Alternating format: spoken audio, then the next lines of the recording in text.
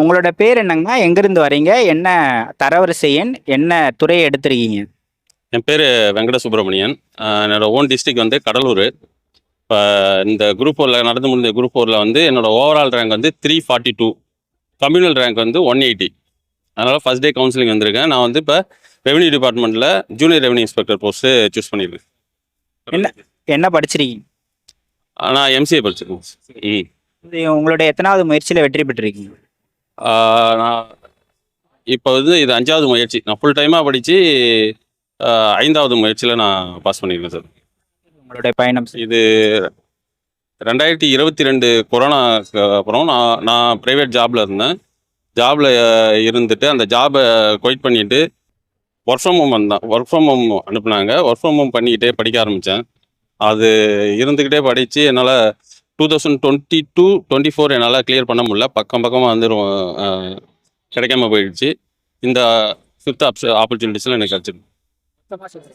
Group 2, group 4 எல்லாம் சேர்த்து இந்த 5வது முயற்சியில் எனக்கு வந்து இந்த பணி கிடைச்சிருக்கு. எத்தனை கேள்விகள் போட்டீங்கண்ணா? 157 கேள்விகள், 200. சரிங்கண்ணா. இப்போ தமிழ் வந்து இதுக்கப்புறம் வர ஆஸ்பிரண்ட்ஸ் எந்த மாதிரி படிக்கலாம் அப்படின்னு சொல்லுவாங்க. எந்த மாதிரியான வெளி புத்தகங்கள் படிக்கலாம் அப்படின்றத நிறைய பேர் கேட்குறாங்க. நீங்கள் எந்த மாதிரியான புத்தகங்களில் படிச்சிங்க? இனி வரும் காலங்களில் எப்படி தமிழ் படிக்கணும் அப்படின்றத சொல்லுங்கள். இதுக்கு முன்னாடி எப்படி இருந்ததுன்னா, தமிழ் கொஸ்டினை பொறுத்தவரையும் 6 to 12ஆம் வகுப்பு தமிழ் பாட புத்தகங்களை படித்தாலே போதுமான இருந்தது. இந்த ஆண்டு வந்து கொஸ்டின் பேப்பர் பார்க்கும்போது அவுட் சோர்ஸில் நிறைய கேள்விகள் போயிட்டாங்க. 50 கேள்விகள் தான் ஸ்கூல் புக்லேருந்து கேட்டிருந்தாங்க.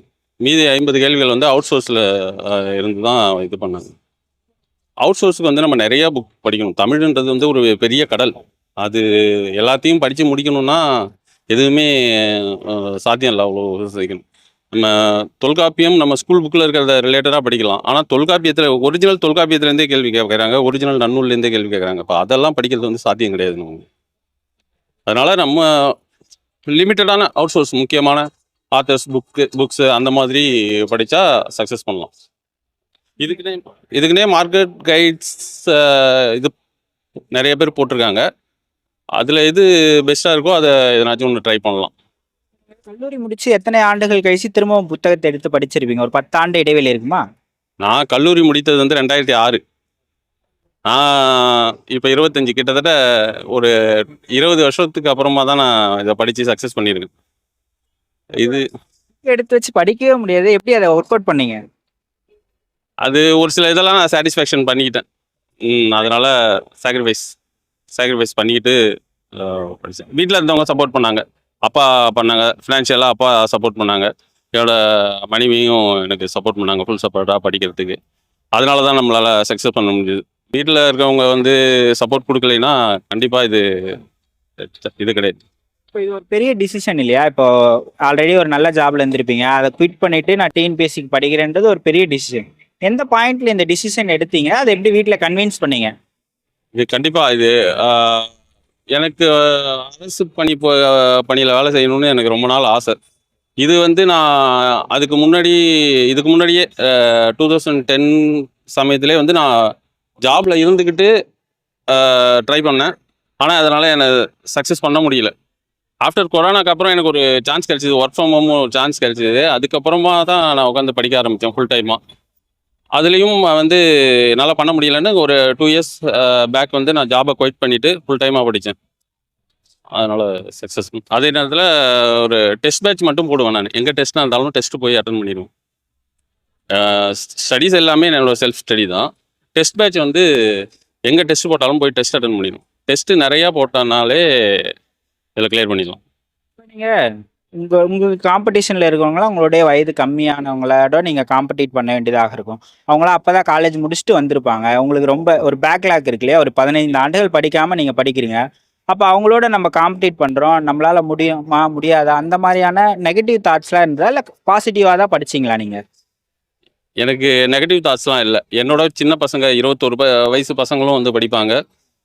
25 பிலோ 30 years நிறைய பேர் படிப்பாங்க. நான் அவங்களோட வந்து நான் யூகோலாம் பார்க்க மாட்டேன். நான் அவங்களோட சேர்ந்து படிப்பேன், டிஸ்கஸ் பண்ணுவோம். அதனால தான் இது பண்ண முடியும். கண்டிப்பாக. ஏன்னா நம்மளோட சின்ன வயசாக இருக்காங்க, அவங்கள்ட்ட போய் நம்ம என்ன கேட்குறது அப்படின்ட்டு அந்த யூகோ பாயிண்ட்லாம் பண்ணக்கூடாது. இந்த ஈகோ இல்லாமல் நம்ம வந்து ஸ்டடீஸ்ன்றது வந்து படிப்புக்கு வந்து வயது இல்லை, எந்த வயசில் வேணாலும் படிக்கலாம். அப்போ அந்த மாதிரி ஒரு இது ஃப்ரெண்ட்ஸும் வந்து அவங்க கூட டிஸ்கஸ் பண்ணதும் எனக்கு ரொம்ப ஹெல்ப்பாக இருந்தது. இப்போ இந்த டிசிஷனை உங்க ஃபேமிலியில வேணா நீங்க கன்வின்ஸ் பண்ணிருக்கலாம். அக்கம் பக்கம் இல்ல சுத்தி இருக்கிறவங்க, இவன் பாரு இவ்வளவு இத்தனை வயசுக்கு அப்புறமா வேலையை விட்டு வந்து இப்ப படிக்கிறேன்ட்டு இது பண்ணிட்டு இருக்கான். ஒரு டிமோட்டிவேட் பண்ணுவாங்க இல்லையா? இதை யாருமே பாசிட்டிவா பார்க்கவே மாட்டாங்க. அதாவது நடக்காத ஒண்ணு இல்ல நடக்காத ஒண்ணுன்ற மாதிரி பேசுவாங்க. அதெல்லாம் எப்படி ஓவர் கம் பண்ணீங்க சார்? இல்லை, அந்த மாதிரி கேட்டிருக்காங்க, ஒரு சில பேர் கேட்டிருக்காங்க. அவங்க சொல்கிறதெல்லாம் நான் காதில் வாங்கிக்கிறது இல்லை. நம்ம ஃபேமிலியில் வந்து நமக்கு சப்போர்ட் பண்ணுறாங்க, அதை வச்சு தான் நம்ம இது பண்ணணும். அடுத்தவங்க சொல்கிறத வந்து நம்ம கேட்டுட்டு இருந்தோன்னா நம்ம லைஃப்பில் முன்னேற முடியாது. வயசுன்னு ஒரு 35 ப்ளஸ் இருக்குமா சார்? எனக்கு ஏஜ் 42. 42. 48 வயசு அந்த மாதிரி படிக்க ஆரம்பிச்சிருக்கீங்களா? ஒரு 38 வயசு அந்த. ஓகே. அந்த எப்படி சொல்றது? படிக்கிறதுலாம் இந்த வயசுல ஞாபகம் இருக்குங்களா? மீன் தெரிஞ்சுக்கிறதுக்காக கேட்குறேன். மறந்துடுமா? இல்லை அந்த மாதிரி ஏதாவது டிஃபிகல்ட்டிஸ் ஃபேஸ் பண்ணீங்களா நீங்க? ஒரு தடவை படிக்கும் போது நமக்கு மைண்டில் நிற்காது. அதையே ஒரு தடவை படித்ததையே திருப்பி திருப்பி ஒரு 10 டைம்ஸ் படித்தோம்னா அது கண்டிப்பாக படித்ததையே திருப்பி திருப்பி படிக்கணும். நம்ம எல்லாத்தையும் வந்து மேலோட்டமாக படிச்சுட்டு போனால் அது மைண்டில் நிற்காது. படித்ததையே திருப்பி திருப்பி 5 டைம்ஸ் 10 டைம்ஸ் அப்படி படித்தோம்னா மைண்டில் நிற்கும். அது எந்த ஏஜாக இருந்தாலும் சரி. ஒரு நம்மளோட ஒரு மனதாக எடுத்து படித்தோன்னா கண்டிப்பாக சக்ஸஸ் பண்ணலாம். கடந்த 2 முறை கிட்ட வந்து தோல்வின்னு சொன்னீங்க இல்லையா? அந்த தோல்வி என்ன பாடத்தை உங்களுக்கு சொல்லி கொடுத்தது? அது கடந்த குரூப் 4ல் எனக்கு என்னென்னா, தமிழில் வந்து நான் 93 மதிப்பெண்கள் 93 கொஷின் போட்டிருந்தேன். 100 கொஷினுக்கு 93 போட்டிருந்தேன். ஆனால் எனக்கு வேலை கிடைக்கல. என்னோட மைனஸ் என்னென்னா, ஜிஎஸ்சில் வந்து நான் கொஞ்சம் சரியாக கவனம் செலுத்தலை. அதனால் எனக்கு போயிடுச்சு. என்னை விட கம்மியாக தமிழில் போட்டவங்கலாம் போஸ்டிங் போயிட்டாங்க. அப்போ நான் இந்த குரூப் 4க்கு நான் படிக்கும்போது ஜிஎஸ்சில் வந்து அதிகமாக கான்சன்ட்ரேட் பண்ணேன். அதனால தான். எக்ஸாம் ஹாலில் எதுவும் மிஸ்டேக் பண்ணீங்களா? எக்ஸாம் ஹாலில் வந்து நமக்கு தெரிந்த கேள்விகளை வந்து முதல்ல அட்டன் பண்ணிடணும். தெரிந்த கேள்விகளை பண்ணிவிட்டு, தெரியாத கேள்வி டவுட் இருக்குதுன்னா அதை நம்ம நோட் பண்ணி வச்சுக்கிட்டு அதை தெரிந்த கேள்விகள் இப்போ 200 கேள்விகளுக்கு ஒரு 120 கேள்வி தெரியுதுன்னா 120 கேள்விகளை வந்து நம்ம ஷேர் பண்ணிடணும். 120 கேள்விகளை முடிச்சுட்டு அடுத்து இன்னொரு செகண்ட் ரவுண்ட் வரும்போது அந்த கொஞ்சம் டவுட்டாக இருக்கிற கேள்வியெல்லாம் மறுபடியும் ரீட் பண்ணோம்னா நமக்கு வந்து ஒரு அதில் ஸ்ட்ரைக் அவுட் ஆகும். அதை இது பண்ணலாம். வெற்றி எப்படி இருக்கு உங்களுக்கு? உங்க ஃபேமிலியில எவ்வளவு சந்தோஷப்பட்டாங்க, அதை பத்தி சொல்லுங்க. எனக்கு ரொம்ப சந்தோஷங்க. என்னோடய ஃபேமிலிலையும் எங்கள் அப்பா வந்து வயதானவர், அவருக்கு 85 வயசு ஆகுது. அவங்களுக்கு வந்து ரொம்ப சந்தோஷம். அவங்களுக்கு எங்கள் அப்பாவுக்கு சந்தோஷத்தை வாங்கி கொடுத்ததில் எனக்கு ரொம்ப சந்தோஷமாக இருக்குது. எங்கள் ஒய்ஃபுக்கும் ரொம்ப சந்தோஷம். ஏன்னா அவங்களோட சப்போர்ட் இல்லை, நீ இந்த வயசில் படிக்கக்கூடாது, வேலைக்கு போ அப்படின்னு சொல்லியிருந்தாங்கன்னா கண்டிப்பாக என்னால் எதுவும் பண்ணியிருக்க முடியாது. அவங்களும் சப்போர்ட் பண்ணாங்க. அவங்க சப்போர்ட் குழந்தைங்க படிக்கும்போது நீங்களும் படிச்சுட்டே இருப்பீங்களா? அதெல்லாம் எப்படி இருந்தது? ஆமாம், என் குழந்தைகள் படிக்கும்போது நானும் உட்காந்து படிச்சுட்டு இருப்பேன். அதனால் அது ஒரு டிஃப்ரெண்ட்டான அனுபவம் தான். இந்த இந்த படிக்க வந்ததால உங்களுக்குள்ளேயோ உங்க ஒய்ஃப்குள்ளேயோ சண்டை அந்த மாதிரிலாம் எதுவும் வந்திருக்குங்களா சார்? இல்லை, சின்ன சின்ன பிரச்சனைகள் வரும். இது என்னோட படிப்பை பாதிக்கிற அளவுக்கு எதுவும் இல்லை. என்ன மெசேஜ் சொல்றீங்க?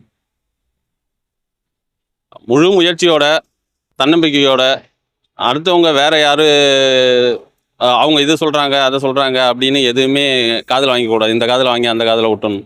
நம்ம முழு முயற்சி போட்டு படித்தோம்னா கண்டிப்பாக வந்து சக்ஸஸ் பண்ணலாம். நன்றி சார். தேங்க்யூ.